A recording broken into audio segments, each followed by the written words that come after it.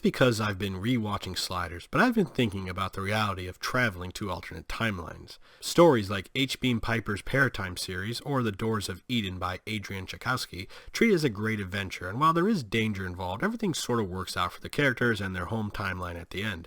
Yet, as we enter the time of the year we celebrate the weird and scary, I begin to wonder if exploring the multiverse overall is a good idea.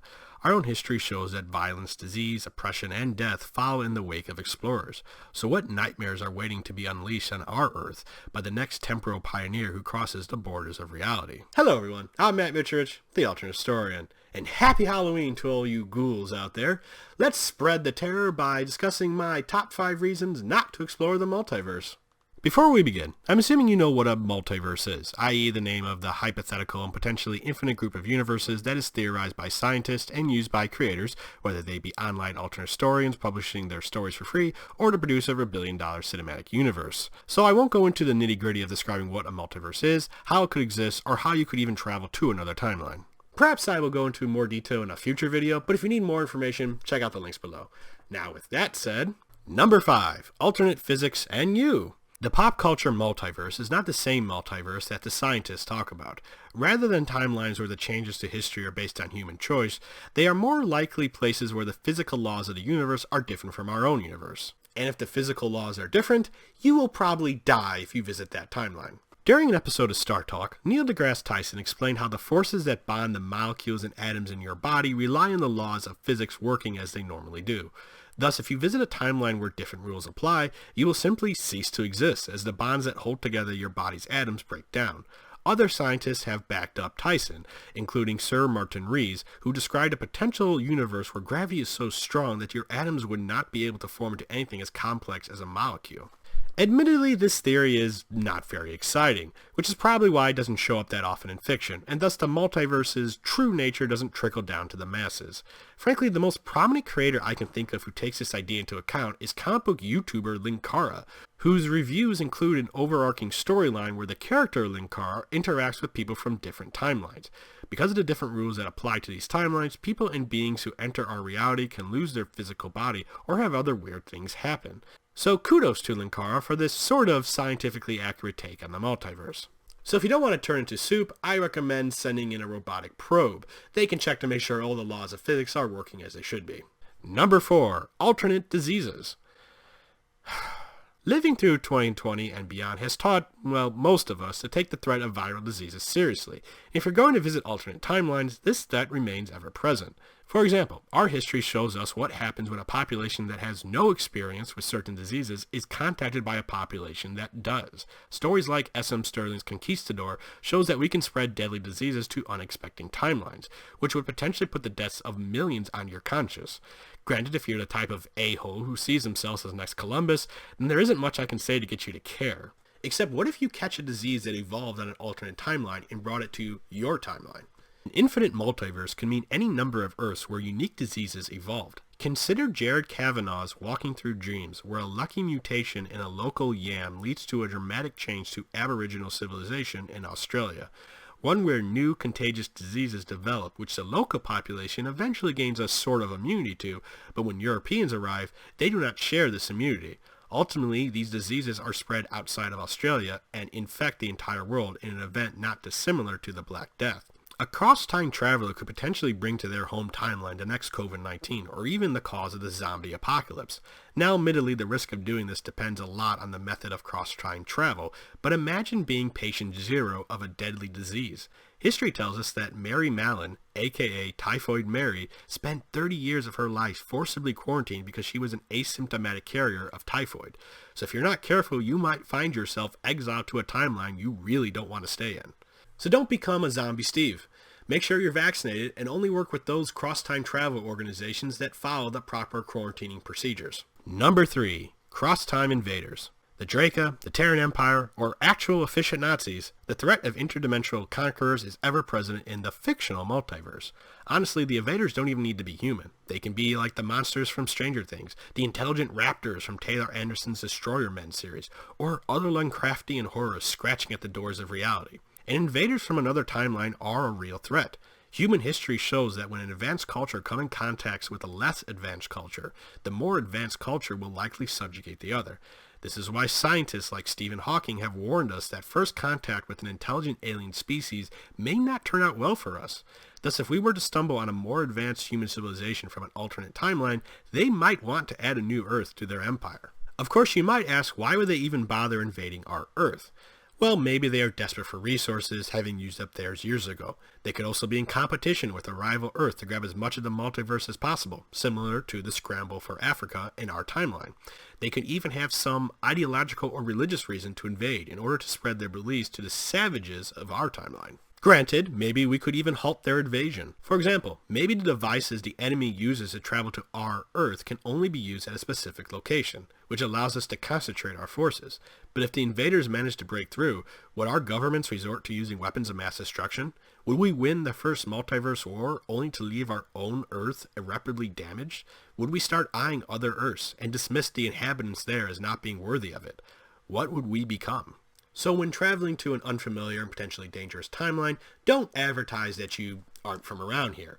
And perhaps also have a failsafe in place so you don't end up giving the monsters the keys to your home. Number 2. Niven Syndrome. In 1968, Larry Niven of Ringworld fame published a short story called All the Myriad Ways. It is set in a timeline where cross-time travel was invented, and that Earth takes ideas and resources from other timelines. The main character is a detective who is investigating an epidemic of suicides and murders in his timeline.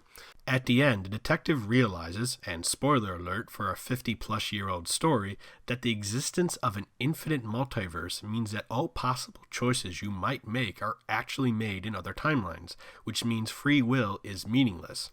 Thus, those who murder or kill themselves have essentially abandoned any sense of continuing what they perceive as a pointless existence.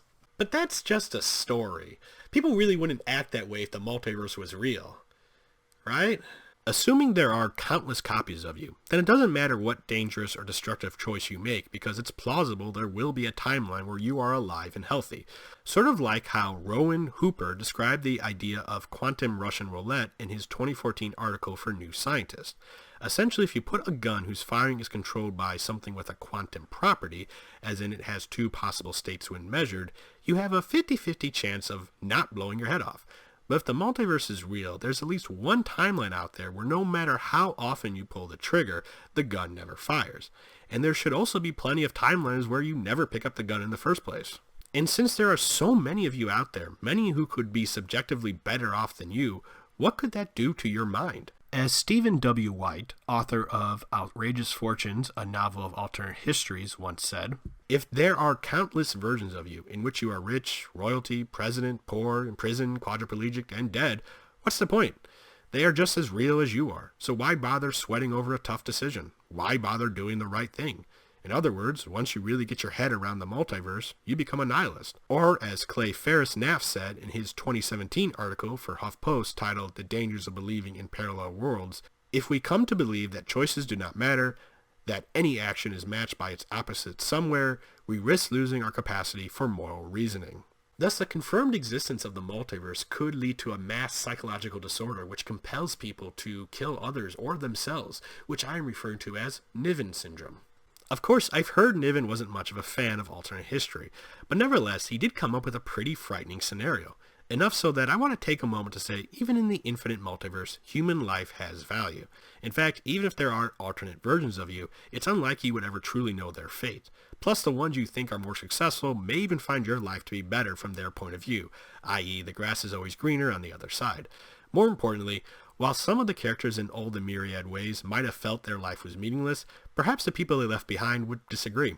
So make sure you and your cross-time companions are given the proper psychological evaluations. And if anyone in this timeline has been struggling with depression or suicidal thoughts, just know it's okay to ask for help. I've been to a therapist, and there are services like the National Suicide Prevention Lifeline that can help you in times of crisis. Okay, the heavy stuff is behind us. Let's finish this thing. Number 1. The perfect timeline. This idea was suggested to me by Sean McKnight, whose maps you may have seen from time to time in my videos. And on its face, the perfect timeline might not seem scary, but just stick around to see what I'm talking about. Let's assume our timeline discovers another timeline where the laws of physics don't turn you into sentient grease, there aren't any viruses that will cause the next pandemic, no conquerors looking for the next face to step on, and their mental health care is superb. In fact, this timeline has a lot going for it. Energy is free and clean, pollution is a distant memory, and climate change is simply not an issue. Robots are increasingly handling most jobs, leaving humans free to pursue whatever goals they want since money isn't a thing to worry about anymore. Terrorism, racism, sexism, and other shittery is unheard of, as is the concept of dying of old age. Think of it like the utopian timeline from Alain Mastai's All Our Wrongs Today without the time-traveling idiot to screw everything up. So what's the catch?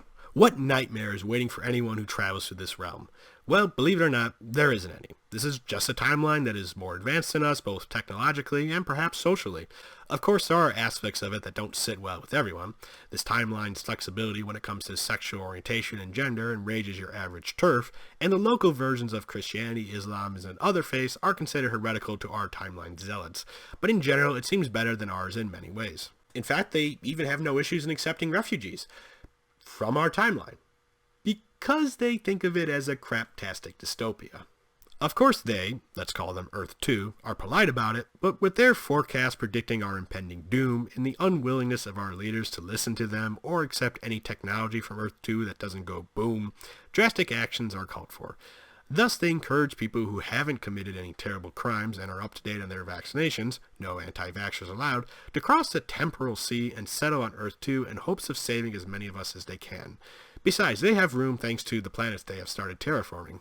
At first, not many take them up on their offer. I mean, how many would just start over in a strange new reality? But as time passes and no one is harvested for dog food, more and more people start to migrate over to Earth 2. This leads to a growing labor shortage across our Earth, which coincides with an economic downturn due to the fact that Earth 2 does not recognize the concept of debt anymore, and thus will shield new immigrants from collectors. An anti-Earth 2 movement grows, which pushes the conspiracy theory that Earth 2's fusion reactors are powered by the souls of children, inspiring many mentally unwell people to attack transit points to Earth 2. Thankfully, our Earth's leaders realize they have to do something to catch up with Earth 2, so they begin to cooperate with each other to enact the necessary reforms to improve... I'm sorry. No, that absolutely wouldn't happen. No. I don't know. Maybe I spend too much time reading the tweets of the pessimist archive, but it is implausible to think that our timeline would actually try to improve society in any meaningful way in the face of millions of people fleeing our Earth for a better one. More likely, we would see the conspiracy theories about what life is really like on Earth 2 be championed by various politicians, causing transit points to Earth 2 to be shut down. And when a bunch of scientists believe they can cut off our Earth from Earth 2, there is thunderous applause as a temporal Berlin Wall is built between our two timelines. And so our Earth becomes a giant North Korea that the rest of the multiverse avoids. And if you want to avoid this scenario, I don't know, just hope I'm being overly pessimistic. And those are my top 5 reasons not to travel the multiverse. If you have a good reason to not venture past our reality, let me know. But I hope everyone understands that this was just for fun. In general, I'm supportive of being curious about what is over the next horizon. And I for one hope that one day confirmation that the multiverse really does exist becomes a part of our reality. Nevertheless, we should still take the necessary precautions before sending the first pioneers to venture across the barriers that separate our timeline from the rest. Well, that is what to say this Halloween. If you enjoy what I do, please like, comment, subscribe, share this video, support me on Patreon. I'm Matt Mitrich, the Alternate Historian. Happy Halloween.